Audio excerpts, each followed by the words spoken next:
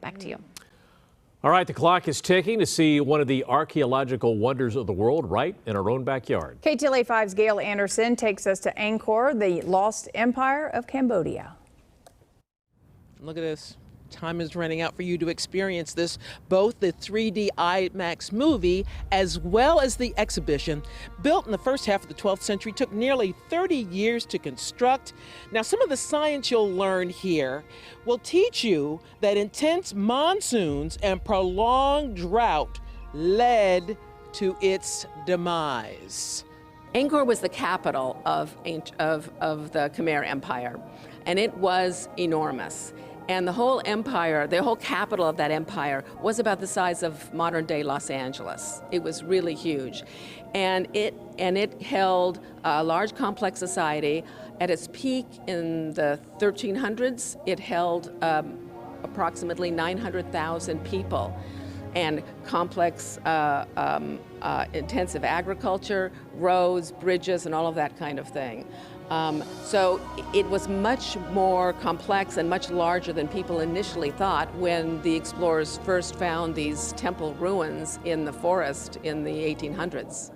The president and CEO of the California Science Center, Jeffrey Rudolph, says some of the 120 artifacts that you'll find when you visit here were looted. The objects in the far end here, you can see, are actually cut in 3 pieces and numbered by the looters because they wanted to make sure they got the right pieces back together again. And so they couldn't carry these huge stone objects. They were too heavy, so they cut them. But these were actually recovered before they got them out of Cambodia. Many of the other objects, perhaps most notable, the process Chen sculpture at the end of the exhibit. There was a whole collection of sculptures that were all looted and dispersed around the world. The one that we've got here was actually returned by the Metropolitan Museum in New York to Cambodian government, and then they loaned it to us. Now, to impress upon you how important this repatriation business is, take a look at this. This has happened within the last 6 days.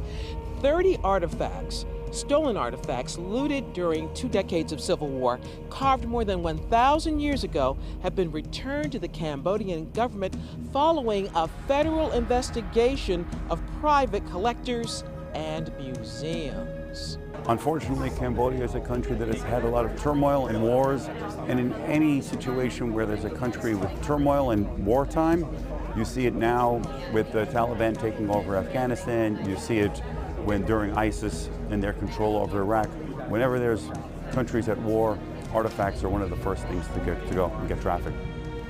This confirmation of just how important this exhibition and 3D movie are important to learning about the science of Cambodia here at the California Science Center.